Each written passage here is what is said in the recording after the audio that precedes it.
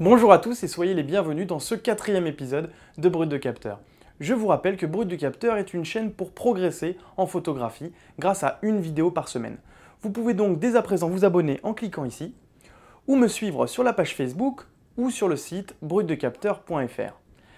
Aujourd'hui, je vais partager avec vous le secret pour faire de la photo autrement.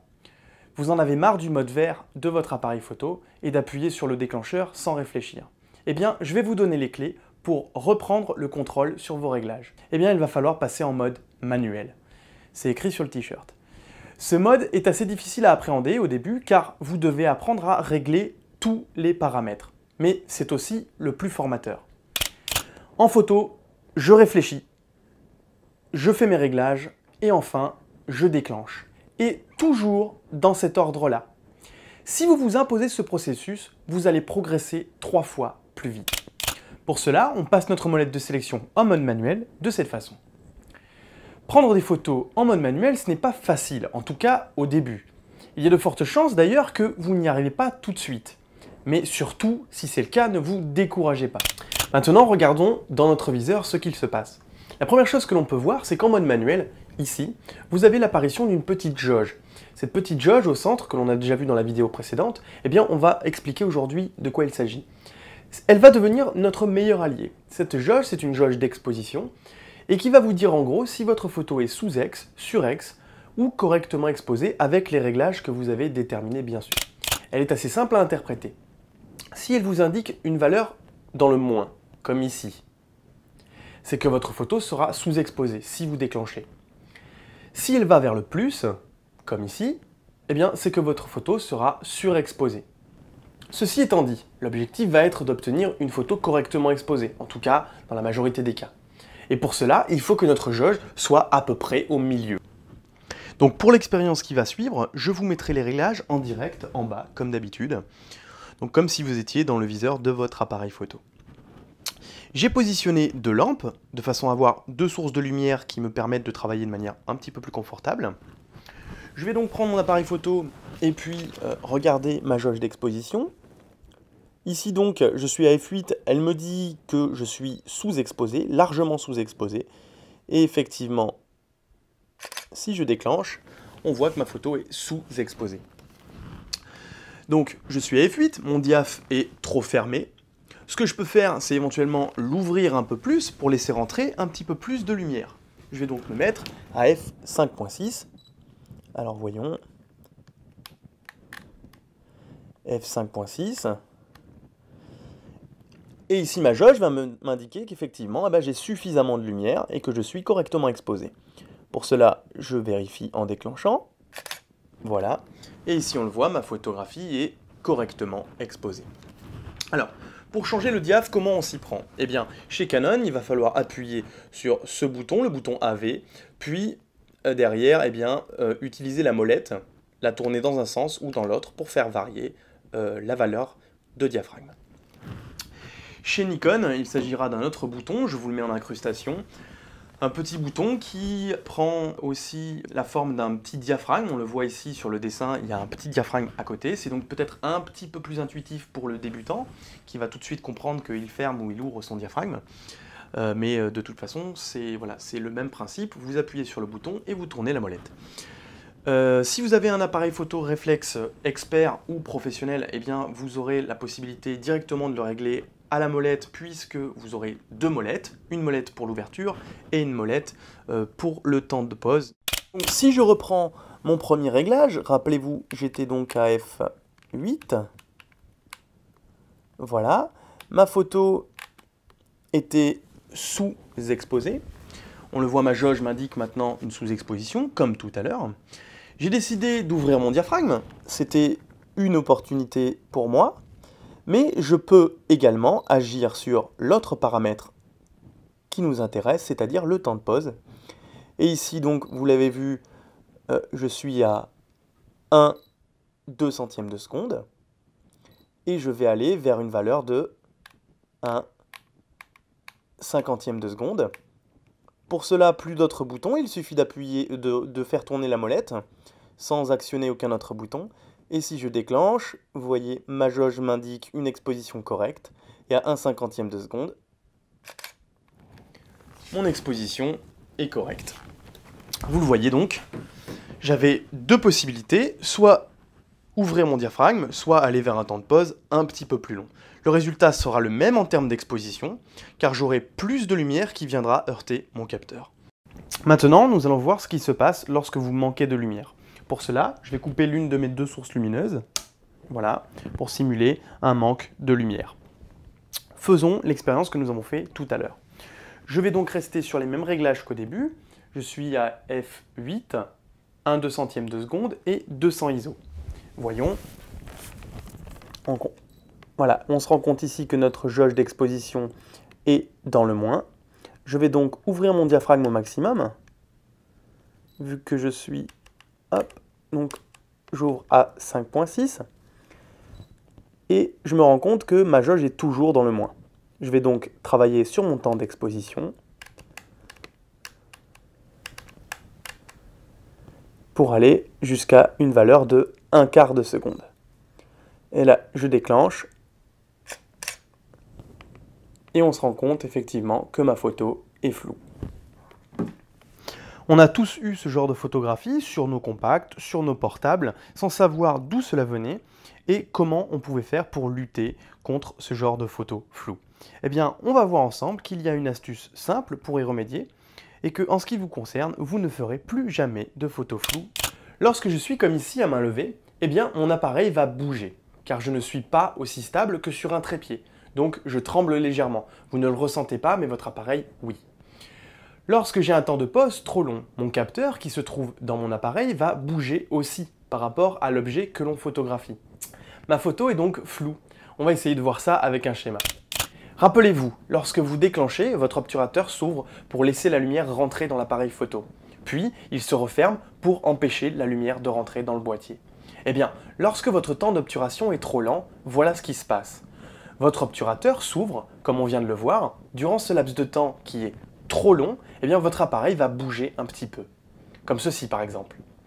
Et on le voit ici, le même rayon de lumière qui avait dans sa position initiale frappé mon capteur à cet endroit, va aussi le frapper à cet endroit. Et entre les deux, il sera certainement venu s'imprimer par là aussi, car j'ai bougé et créé un mouvement. Je crée des effets de flou, comme ici, sur cette image, où j'ai pris en photo mon bouchon d'objectif, et on voit que les rayons de lumière provenant du C, de l'inscription Canon, sont venus s'imprimer à beaucoup d'endroits différents, puisque mon temps de pause était trop long, laissant ainsi la liberté à mon capteur d'interpréter l'intégralité de mon mouvement. On le voit ici par exemple, mon appareil est allé du haut vers le bas et de la droite vers la gauche pendant mon déclenchement. Pour résoudre ce problème, il existe une règle simple. Cette règle consiste à ne jamais avoir un temps de pause supérieur à la valeur de 1 sur la focale. Alors, rassurez-vous, ça n'a rien de compliqué. La focale, on expliquera ce que c'est dans une future vidéo, mais retenez simplement qu'il s'agit du chiffre, ici, qui est marqué sur votre objectif. On voit, pour nous, que le chiffre 50 est en face du petit trait. Mais si vous zoomez ou dézoomez, eh bien ce chiffre devrait changer. Donc, regardez bien sur quel chiffre vous vous trouvez. Je ne devrais donc pas passer au-dessus de 1/50e de seconde dans notre cas. C'est-à-dire qu'à 1/60e de seconde, c'est encore bon, mais à 1/40e de seconde, je suis sur un temps d'exposition trop long. Petit rappel pour ceux qui ne seraient pas sûrs d'eux sur les fractions de seconde. Il est évident que 1/40e de seconde est un temps plus long que 1/50e de seconde ou 1/60e de seconde. En effet, si je fais un calcul simple en divisant 1 par 40, eh bien j'obtiens 0,025. Et si je fais 1 divisé par 60, j'obtiens 0,016. On voit donc bien que 1/40e de seconde, c'est plus long que 1/60e de seconde. Si je divise une seconde par un gros chiffre, 1/60e, 1/200e, eh bien j'obtiens un temps de pause beaucoup plus court que si je le divise par un petit chiffre comme une demi-seconde ou encore un quart de seconde. Si vous avez un doute et que vous n'êtes pas sûr de vous, eh bien pas de problème avec les fractions de seconde. La seule chose à retenir, c'est que votre jauge d'exposition va encore vous aider. Regardez dans votre viseur et faites varier votre temps de pause. Si vous allez vers des valeurs plus grandes de temps de pause, c'est-à-dire un chiffre plus petit en règle générale, eh bien, vous allez vous rendre compte que votre jauge d'exposition, elle, va aller vers des valeurs positives. Effectivement, vous aurez plus de lumière. donc votre jauge va se déplacer vers le plus. A l'inverse, si votre temps de pause est plus court, eh bien votre jauge va se déplacer vers le moins. Je reprends donc mes réglages de tout à l'heure, mais cette fois-ci, je vais limiter mon temps de pause donc à 1 sur ma focale, donc à 1/50e de seconde. Je me mets à 1/50e de seconde, voilà, je déclenche, et on voit que ma photo est sous-exposée. Ce temps de pause donc ne suffira pas à obtenir une exposition correcte. Donc, si j'augmente mon temps de pause au maximum, donc 1 sur ma focale, et notre ouverture également au maximum, eh bien, ça ne suffira pas toujours pour prendre des photos correctement exposées. Lorsqu'on est dans ce cas, vous l'aurez peut-être deviné, on va devoir compenser en augmentant la sensibilité de notre capteur. Pour cela, il va falloir appuyer sur la touche ISO de votre appareil et toujours avec la molette, faire varier votre valeur d'ISO. Ici, je vais me mettre à 1600 ISO.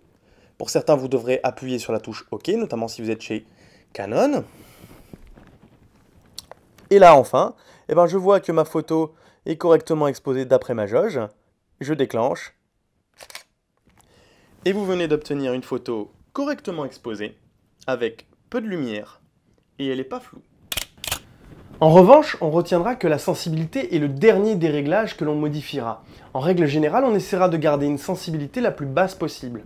Pour des raisons que l'on développera dans une future vidéo, l'augmentation excessive de la sensibilité peut affecter la qualité de vos images, donc attention. Maintenant que je vous ai donné quelques clés, c'est à vous de travailler. Vous allez devoir mettre tout ça en pratique.